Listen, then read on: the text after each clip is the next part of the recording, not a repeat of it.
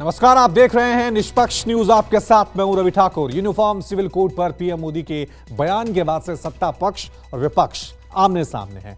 इस बीच सूत्रों से जानकारी मिली है कि सरकार यूनिफॉर्म सिविल कोड को लेकर जल्दी में है और संसद के इसी सत्र में यह बिल पेश हो सकता है। कि यूनिफॉर्म सिविल कोड के नाम पर ऐसे लोगों को भड़काने का काम हो रहा है। आप मुझे बताइए, एक घर में परिवार के एक सदस्य के लिए एक कानून हो, परिवार के दूसरे सदस्य के लिए दूसरा कानून हो, तो क्या वो घर चल पाएगा? क्या कभी भी चल पाएगा क्या?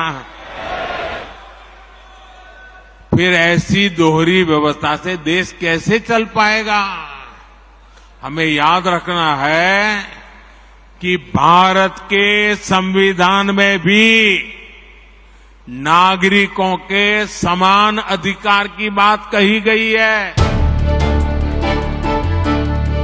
भोपाल में पीएम मोदी की जुबान से निकले इस बयान पर देश की सियासत अचानक 180 डिग्री घूम गई। सत्ता पक्ष और विपक्ष के बीच जुबानी तलवारें खिंच गई। लेकिन सूत्रों की माने तो मोदी सरकार अब इसमें और देरी नहीं करने वाली है। बताया जा रहा है कि संसद के इसी सत्र यानी मानसून सत्र में केंद्र सरकार यूनिफॉर्म सिविल कोड को सदन के पटल पर रख सकती है। चूंकि ये मुद्दा बड़ा है और इसके अंदर कई पेचीदा सवाल हैं, लिहाजा इसे संसद की स्थायी समिति के पास भी भेजा जा सकता है। कांग्रेस समेत तमाम विपक्षी दल यूसीसी को लेकर बीजेपी और केंद्र सरकार पर हमलावर है। हालांकि कानून मंत्री अब भी इस पर बोलने को तैयार नहीं, 13 जुलाई तक इंतजार की बात कह रहे हैं। तो इन्होंने ऐड कर दिया, वही बात मुझे कहनी है कि लॉ कमीशन ऑफ इंडिया ने इसको पब्लिक डोमेन में डाला। 13 जुलाई लास्ट डेट है, तब तक तो इंतजार करो, बाकी बातें बाद में करेंगे। कानून मंत्री इंतजार की बात कह रहे हैं, लेकिन सरकार इस मुद्दे पर पूरे रफ्तार में लग रही है। सरकार की जल्दबाजी का अंदाजा इस बात से लगाया जा सकता है कि इस मुद्दे से संबंधित सदन की स्थायी समिति ने अलग अलग पक्षों और हितधारकों के विचार मांगने के लिए 3 जुलाई को लॉ कमीशन और कानून मंत्रालय के प्रतिनिधियों को चर्चा के लिए बुला लिया है। यूं तो अलग अलग दलों के 2.5 दर्जन से ज्यादा सांसद इस समिति के सदस्य हैं, लेकिन समिति के अध्यक्ष बीजेपी से राज्यसभा सांसद सुशील कुमार मोदी हैं, जो यूसीसी पर चर्चा की अहमियत का इशारा दे रहे हैं।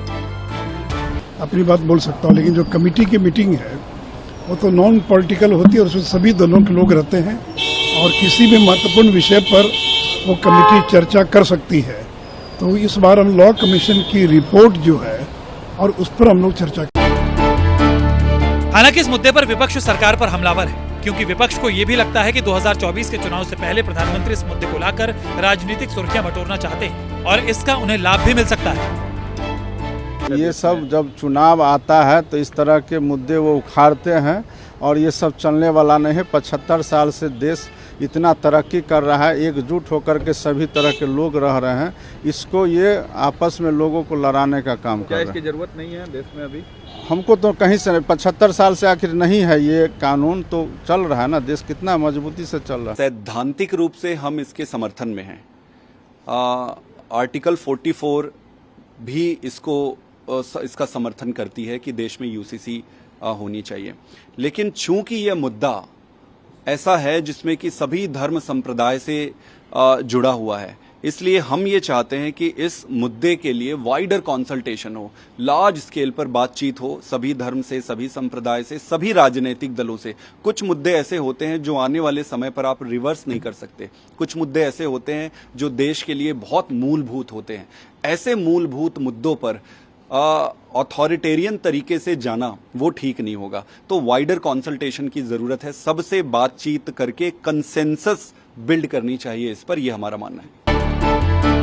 केंद्र के अध्यादेश के खिलाफ कांग्रेस के रुख से नाराज अरविंद केजरीवाल की आम आदमी पार्टी पहले ही इसका समर्थन कर चुकी है। तो सूत्रों के मुताबिक अब उद्धव ठाकरे की शिवसेना ने भी इसका समर्थन कर दिया है। सूत्रों के मुताबिक संसद का मानसून सत्र 17 जुलाई से शुरू हो सकता है और नए संसद भवन में होने वाले इस पहले सत्र में समान नागरिक संहिता पर घमासान मचना तय है। 2024 के लोकसभा चुनाव से पहले केंद्र की सरकार बड़ा दांव खेलने जा रही है। वो दांव है यूसीसी का, यानी समान नागरिक संहिता। दरअसल कुछ दिन पहले भोपाल में प्रधानमंत्री ने कहा था कि यूसीसी की ज़रूरत देश को है और ये तर्कसम्मत है।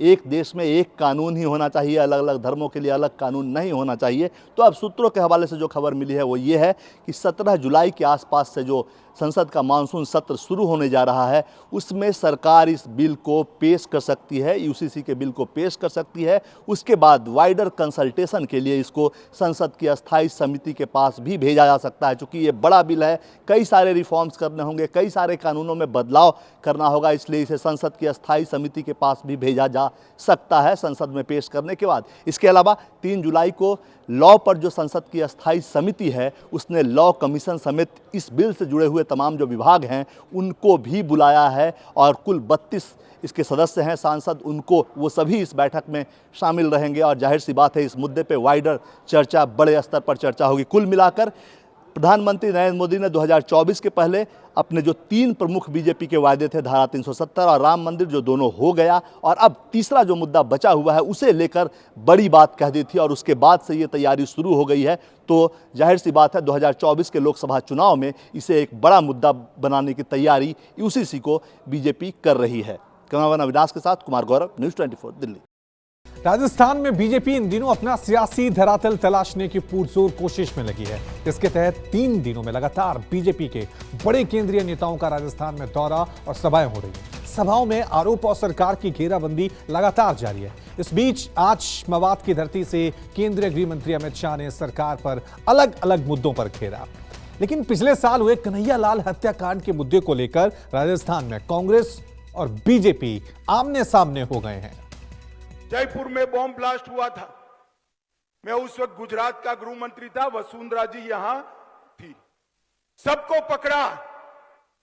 इनके एडवोकेट जनरल को फुर्सत ही नहीं है पैरवी करने के, और सारे से सारे लोग छूट गए। कन्हैया लाल को सुरक्षा किसने नहीं दी? जोर से बोलो, किसने नहीं दी? जोर से बोलो, किसने नहीं दी? मर गया तब तक किसकी पुलिस चुप रही? अरे आप तो पकड़ना भी नहीं चाहते थे, एनआईए ने पकड़ा। और झूठ मत बोलो गहलोत जी, चार्जशीट नहीं हुई है। मैं डंके की चोट पर कहता हूं, 22 दिसंबर 2022 को चार्जशीट हो चुका है। स्पेशल कोर्ट बनाने का काम आपका है, जिससे जल्द सजा दी जाए। राजस्थान सरकार हाई कोर्ट को भरोसे में लेकर स्पेशल कोर्ट नहीं बनाती है, न तो आज तक कन्हैया लाल के दोषियों को फांसी पर लटका चुके होते। मित्रों, लटका चुके। इनको शर्म आनी चाहिए, ये वोट बैंक की राजनीति करते हैं। मिशन 2024 के शंखनाद के लिए राजस्थान पहुंचे केंद्रीय गृह मंत्री अमित शाह ने सियासत के शांत समंदर में कंकड़ फेंक दिया। मेवाड़ के उदयपुर कन्हैया लाल हत्याकांड के मुद्दे को हवा दे दी। सीएम अशोक गहलोत पर हत्यारों के खिलाफ नरमी बरतने का इल्जाम लगा दिया। हालांकि शाह की सभा खत्म होते ही सीएम गहलोत ने अमित शाह को आईना दिखाया। बीजेपी कार्यकर्ताओं को कन्हैया लाल का कातिल बता दिया। एनआईए को भी कटघरे में खड़ा कर दिया। गहलोत ने ट्वीट किया, ये उम्मीद की जाती है कि जिम्मेदार पदों पर बैठे लोग आतंकवाद जैसे गंभीर मुद्दे पर राजनीति नहीं करेंगे, लेकिन आज उदयपुर में गृह मंत्री अमित शाह ने जो किया वो गैर जिम्मेदाराना कार्य है। ये दोनों हत्यारे बीजेपी के सक्रिय कार्यकर्ता थे। उन्हें ये जांच करवानी चाहिए कि इन दोनों के मददगार कौन बीजेपी नेता थे और इनके लिए पुलिस थानों में फोन करते थे। एक ओपन एंड शट केस में चार्जशीट फाइल होने में भी इतना ज्यादा समय क्यों लगा और इन्हें अब तक सजा क्यों नहीं हुई? गहलोत के ट्वीट के साथ ही कांग्रेस की पलटन भी मीडिया से मुखातिब हुई। अमित शाह के साथ ही राजस्थान बीजेपी के नेता भी कांग्रेसी हमले की जद में आ गए, लेकिन बीजेपी भी देर तक चुप नहीं रही। कन्हैया लाल का मुद्दा उठा करके कैसे तुष्टीकरण की राजनीति की जाए, कैसे हिंदू मुस्लिम करके हम दोबारा वातावरण राजस्थान में बनाएं, जबकि उनको बोलने से पहले ये देख लेना चाहिए था कि जब भी कन्हैया लाल की हत्या हुई तुरंत 24 घंटे में मुलजिमान को पकड़ लिया गया। उनके दोनों बेटों को अनुकंपा नियुक्ति राजस्थान की सरकार ने दे दी और जो सहायता उनको मिलनी चाहिए थी वो सहायता भी उनको मैक्सिमम आज तक के राजस्थान के इतिहास में किसी घटना में नहीं दी गई, वो पैकेज उनको दिया गया। मेरी नेक सलाह है कि कम से कम वो बातों को घुमाए नहीं और सियासी बातें तो कम से कम न करें, क्योंकि इस तरीके के बयान से वो राजस्थान के जनता को भ्रमित करना चाहते हैं, जिसमें वो सफल नहीं होंगे। पहला प्रश्न तो है कि राजस्थान की कानून व्यवस्था, दूसरा प्रश्न है कि इस तरीके की कन्हैयालाल की हत्या जैसे और खुलेआम गर्दन काटी जाने जैसी घटनाएं राजस्थान में कभी नहीं होती थी, क्यों हुई? और जिस तरीके से उन्होंने कहा है कि ये भारतीय जनता पार्टी कार्यकर्ता थे, कतई नहीं थे। केवल इस तरीके के प्रश्नों पर यह जरूर सोचना चाहिए कि उनके गृह मंत्री काल में शासन इतना सक्षम होता तो क्यों पीएफआई पनपती, क्यों इस तरीके की आतंकवादी घटनाएं होती और क्यों इस तरीके से सरेआम मर्डर होते। और आतंकवाद को लेकर और इस तरह के अपीजमेंट की राजनीति को लेकर अशोक गहलोत जी पिछले 4.5 साल से राजस्थान में क्या कर रहे हैं, ये पूरा देश देख रहा है। आज अमित शाह जी के सभा में उमड़ा जो जन सैलाब है, उसको देखकर बौखला गए हैं राजस्थान के मुख्यमंत्री और बेसिर पैर की बातें कर रहे हैं। चुनावी चौखट पर खड़े राजस्थान में बीजेपी को हर 5 साल बाद सरकार बदलने वाले रिवाज के बरकरार रहने की उम्मीद है, तो कांग्रेस की खींचतान भी उसकी उम्मीदें बढ़ा रही है। लेकिन बीजेपी के अंदर खाने की कलह भी किसी से छिपी नहीं है। ऐसे में पार्टी के पास आक्रामक हिंदुत्व के सिवा कोई और चुनावी नारा नजर नहीं आ रहा। ध्रुवीकरण की कोशिश के सिवा कोई और चारा नजर नहीं आ रहा। KG Srivatsan, Jaipur, news 24। विपक्षी एकता की बैठक और गृह मंत्री अमित शाह के बिहार दौरे के बाद मुख्यमंत्री नीतीश कुमार अचानक एक्शन में आ गए हैं। लगातार अपने विधायकों के साथ मुलाकात कर रहे हैं और उनकी विधानसभा की फीडबैक भी ले रहे हैं। कोई भी 1-2 अपवाद को छोड़ दीजिए तो जो भी बड़े नेता हों या नीचे के कार्यकर्ता, कोई जेडीयू के साथ नहीं रहने वाला। पहले जीतन राम मांझी और फिर उपेंद्र कुशवाहा, बिहार के 2 बड़े नेताओं ने जेडीयू में बड़ी टूट का दावा किया और नीतीश कुमार हरकत में आ गए। बारी बारी से अपने विधायकों से मुलाकात करने लगे, शिकवे शिकायत पर बात करने लगे। हालांकि नीतीश कुमार ने जिन विधायकों से मुलाकात की है वो सावधानी वाली बात से इनकार कर रहे हैं। दावा ये कि सुशासन बाबू जनता की समस्याएं जान रहे हैं, क्षेत्र के विकास की बात कर रहे हैं, संगठन की मजबूती का सूत्र दे रहे हैं, मौजूदा हालात का फीडबैक ले रहे हैं। ऐसा कोई बात नहीं, केवल क्षेत्र से संबंधित, विकास से संबंधित बातों पर चर्चा हुई है और हम लोगों को एक सलाह दिया गया है कि क्षेत्र में आप लोग जो है सो जनसंपर्क में रहिए, लोगों से मिलिए और अपना काम कीजिए। कोई कठिनाई हो तो हमसे भी संपर्क कीजिए। हम लोग एकजुट रहे। माननीय मुख्यमंत्री जी ने यही कहा कि हम लोग एकजुट रहें और पार्टी जो काम कर रही है उसको आगे बढ़ते रहना चाहिए। कहीं कोई परेशानी है तो फिर हमको बताइए। क्या सभी विधायकों को बुलाया गया था या कुछ खास विधायकों को ही बुलाया गया? नहीं, ये तो हम नहीं बता सकते हैं। महागठबंधन के घटक दल और नीतीश सरकार को बाहर से समर्थन दे रही सीपीआई एमएल भी बिहार सरकार पर सवाल उठा रही है। इल्जाम ये कि बीजेपी भले ही सरकार से बाहर हो गई, लेकिन अफसरों के कामकाज का तरीका नहीं बदला। नीतीश से नाता तोड़कर एनडीए का हिस्सा बन चुके जीतन राम मांझी भी ये शिकायत बार बार कर चुके हैं कि अधिकारी जनता के नुमाइंदों की बात सुनते ही नहीं। इस बीच बीजेपी ने भी लखीसराय से 2024 का शंखनाद कर दिया। केंद्रीय गृह मंत्री अमित शाह ने लालू के घोटालों का जिक्र कर नीतीश कुमार को ललकार दी। बिहार बीजेपी के नेता भी अब वही बात कह रहे हैं जो मांझी और कुशवाहा पहले ही कह चुके हैं। अब ऐसा सुनने में आ रहा है कि नीतीश कुमार जी तेजस्वी यादव को मुख्यमंत्री का पद सौंप देंगे और जनता दल यूनाइटेड का राष्ट्रीय जनता दल में विलय हो जाएगा। अब नीतीश कुमार जी को पता है कि जनता दल यूनाइटेड टूट की ओर अग्रसर है और समय और परिस्थिति का इंतजार उनके विधायकों, सांसदों और नेताओं, कार्यकर्ताओं को है। ऐसे में नीतीश कुमार जी बिल्कुल सभी से मुलाकात कर रहे हैं, स्थिति को कंट्रोल करने की कोशिश कर रहे हैं। और क्या राजनीति होती है, लेकिन नीतीश कुमार जी के हाथ से जनता दल यूनाइटेड की राजनीति और बिहार की राजनीति दोनों फिसल चुकी है। भारतीय जनता पार्टी यह कह रही हो कि अमित शाह के आने से जदयू डर गया या महागठबंधन डर गया, तो इसका मतलब अमित शाह अपराधी है।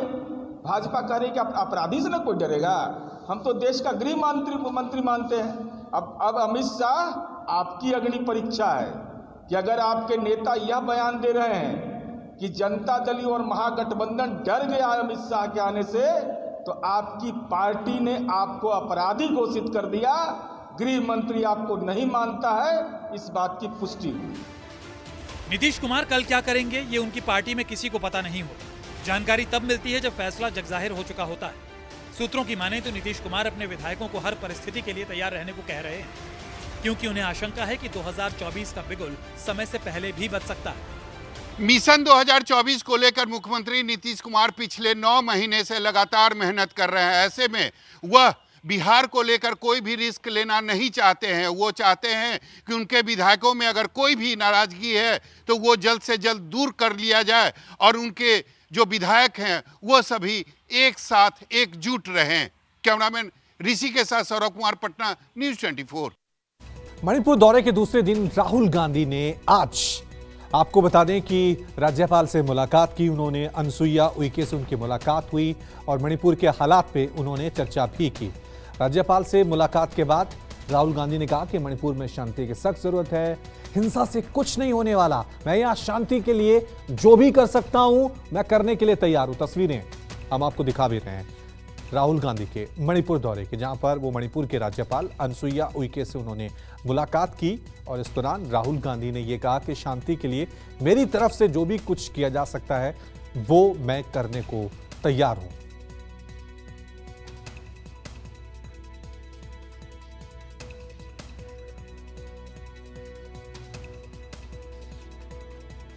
तस्वीरें हम आपको दिखा रहे हैं राहुल गांधी के मणिपुर दौरे की।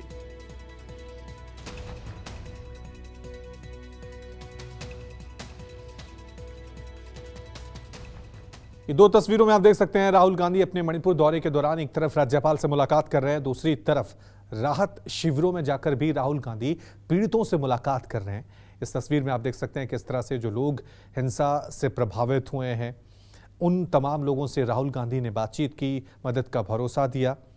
दूसरी तरफ राहुल गांधी मणिपुर की राज्यपाल अनसुईया उइके से भी मिले और राज्य में शांति बहाली के लिए हर संभव मदद देने का भरोसा भी दिया।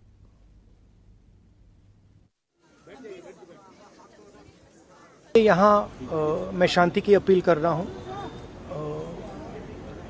मणिपुर को शांति की ज़रूरत है, हिंसा से कुछ नहीं होने वाला है। रिलीफ कैंप्स में मैं गया, हर कम्युनिटी से मैंने बात की। रिलीफ कैंप्स में थोड़ी कमियां हैं, दवाई की कमी है, खाने की थोड़ी कमी है, तो सरकार को इन चीज़ों के बारे में एक्शन लेना चाहिए। मगर मेरी अपील है हर व्यक्ति से, मणिपुर के हर व्यक्ति से, कि मणिपुर को शांति की ज़रूरत है। मैं यहाँ हाजिर हूँ, जो भी मैं कर सकता हूँ, जो भी मदद मैं कर सकता हूँ शांति के लिए, मैं करने के लिए तैयार हूँ। वहीं महाराष्ट्र की राजनीति में 23 नवंबर 2019 को राजभवन में सुबह तड़के हुआ देवेंद्र फडणवीस और अजीत पवार का शपथ ग्रहण एक बार फिर सुर्खियों में आ गया है।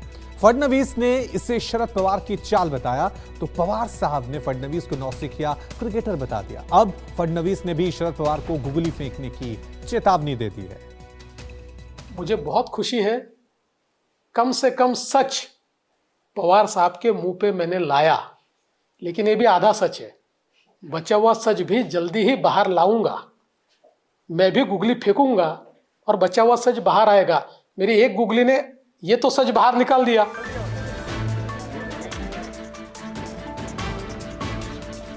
कौन सा सच बाहर आएगा? क्या महाराष्ट्र में फिर कोई सियासी धमाका होगा? क्या फडणवीस को फिर कोई तुरुप का इक्का मिल गया है, या वो बेवजह शरद पवार को चिकोटी काट रहे हैं? जवाब है सूर्योदय से पहले का वो शपथ ग्रहण, जब चाचा शरद पवार से बगावत कर अजीत पवार ने बीजेपी से हाथ मिला लिया था और फडणवीस पौ फटते ही महाराष्ट्र के मुख्यमंत्री बन गए थे। लेकिन तजुर्बेकार शरद पवार ने अंत तक हार नहीं मानी। सियासत से अदालत तक लड़ते ही फडणवीस को कुर्सी से उतारकर ही दम लिया।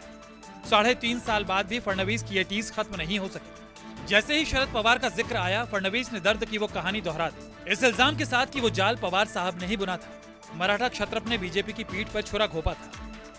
कुल मिलाकर पवार साहब के साथ ही हमने तय किया था, जिस समय उद्धव जी ने हमको धोखा दिया और हमारे पीठ में छुरा घोंपा, तो हमने रिटेलिएट करने का निर्णय किया। उस समय सामने से चलकर एनसीपी के कुछ लोग ये कह रहे थे कि हम नहीं चाहते कि 3 लोगों की सरकार बने, स्टेबल गवर्नमेंट नहीं बनेगी, महाराष्ट्र का नुकसान होगा, हम चाहते हैं बीजेपी के साथ आना। हम लोगों ने चर्चा की, शरद पवार जी से ही चर्चा की, शरद पवार जी ने हामी भरी।